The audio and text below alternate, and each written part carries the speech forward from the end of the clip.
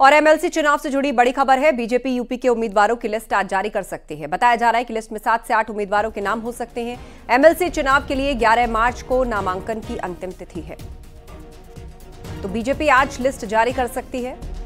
चुनाव से जुड़ी यह बड़ी खबर, बीजेपी उम्मीदवारों की लिस्ट आज जारी कर सकती है। 7 से 8 उम्मीदवारों के नाम का ऐलान बीजेपी की ओर से किया जा सकता है। एमएलसी चुनाव होने हैं और उससे लेकर बीजेपी अपनी लिस्ट आज जारी कर सकती है। 7 से 8 उम्मीदवारों के नाम इसमें हो सकते हैं। कई नाम चर्चा में लगातार बने हुए हैं। बीजेपी की लिस्ट आज आ सकती है। ये बड़ी खबर है एमएलसी चुनाव से जुड़ी हुई। तो 7 से 8 उम्मीदवार हो सकते हैं जिन्हें विधान परिषद भेजने की तैयारी बीजेपी की ओर से। 7 से 8 नामों का ऐलान आज बीजेपी कर सकती है। एमएलसी चुनाव से जुड़ी हुई ये बड़ी खबर है। 7 से 8 उम्मीदवारों के नाम का ऐलान आज बीजेपी की तरफ से किया जा सकता है। ये लिस्ट जो बीजेपी की है आज ही सामने आ सकती है।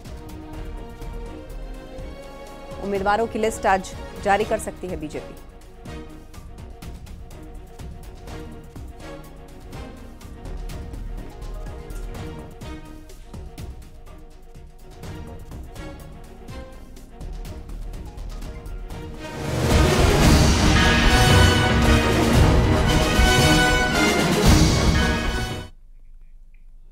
अगले कुछ दिनों में लोकसभा चुनाव की तारीखों का ऐलान हो सकता है। लोकसभा चुनाव में बीजेपी की बड़ी तैयारी है और चुनाव प्रचार के लिए सीएम योगी की पूरे देश में भारी डिमांड। सीएम योगी यूपी की हर लोकसभा क्षेत्र में सभाएं उनकी प्रस्तावित हैं, लेकिन इसके अलावा देश के दूसरे राज्यों में भी सीएम योगी की भारी डिमांड है। बताया जा रहा है कि सीएम योगी राजस्थान, मध्य प्रदेश, गुजरात, महाराष्ट्र, कर्नाटक और तमिलनाडु में सभाएं करेंगे। साथ ही सीएम योगी की हिमाचल और उत्तराखंड में कई जनसभाओं की तैयारी भी पार्टी कर रही है। मुख्यमंत्री योगी बिहार में भी चुनावी जनसभाएं करेंगे। पहले चरण के प्रत्याशी घोषित होने के बाद राज्यों में सीएम योगी रोड शो और रैलियां करेंगे।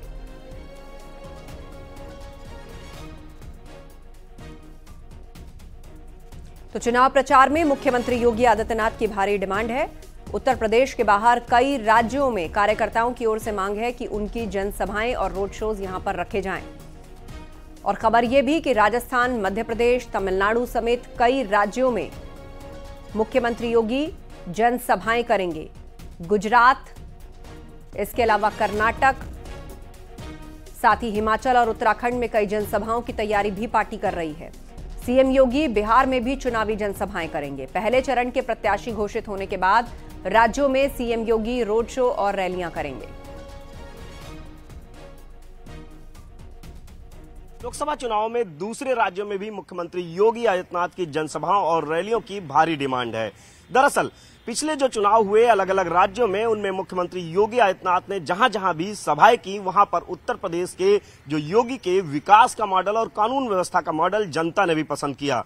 और मुख्यमंत्री योगी आदित्यनाथ ने जिन जगहों पर, जिन विधानसभा की सीटों पर या जिन लोकसभा की सीटों पर चुनावी प्रचार किया था, वहां पर भारतीय जनता पार्टी को जीत हासिल हुई। यही वो वजह है कि अलग अलग राज्यों से मुख्यमंत्री योगी आदित्यनाथ की जनसभाओं की भारी डिमांड लगातार आ रही है।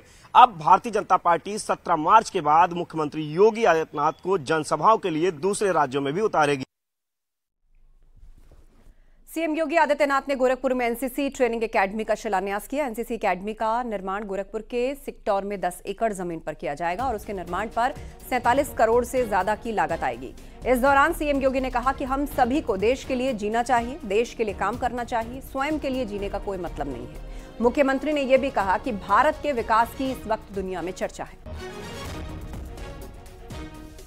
कार्यशील पूंजी को राष्ट्र निर्माण के कार्य में लगाने के लिए जहां एनसीसी का अपना महत्व है, वहीं साथ ही साथ हम सब इस बारे में ध्यान में रखें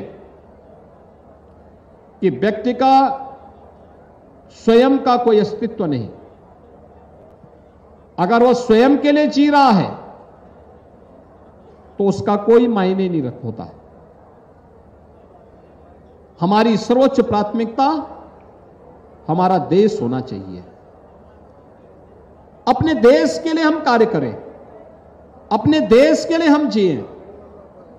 हमारा संपूर्ण समर्पण अपने देश के लिए होना चाहिए और यहीं से ही हमारी अनुशासन का जो भाव आपको यहां से प्राप्त होगा, एकता का जो भाव आपको यहां से प्राप्त होगा, उसको हमें राष्ट्र निर्माण की प्रवर्तमान अभियान के साथ, इसी कार्यक्रम के साथ जोड़ना है।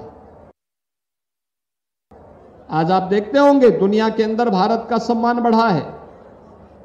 आज आप देखते होंगे कि देश की रक्षा की आवश्यकताओं की आपूर्ति, जिसके लिए हमें पहले विदेशों पर निर्भर रहना पड़ता था, आज स्वयं भारत के अंदर उसकी रक्षा की उत्पादन क्षमता को, उन इकाइयों की क्षमता को बढ़ा करके, नई यूनिट बना करके, डिफेंस कॉरिडोर के माध्यम से ऐसे आत्मनिर्भरता के लक्ष्य को प्राप्त करने की दिशा में भारत तेजी के साथ आगे बढ़ा है। सीएम योगी आज चंदौली के दौरे पर जाएंगे। सीएम योगी चंदौली में 742 करोड़ से ज्यादा की 78 परियोजनाओं का लोकार्पण और शिलान्यास करेंगे। यहां पर सीएम योगी जनसभाओं को भी संबोधित करेंगे और पार्टी कार्यकर्ताओं में लोकसभा चुनाव के लिए जोश भरेंगे। मुख्यमंत्री अलग अलग विभागों की ओर से लगाए गए स्टॉल्स का निरीक्षण करेंगे और लाभार्थियों, जिसमें उज्ज्वला योजना, प्रधानमंत्री आवास योजना, आयुष्मान भारत योजना समेत सरकारी योजनाओं का लाभ भी देंगे।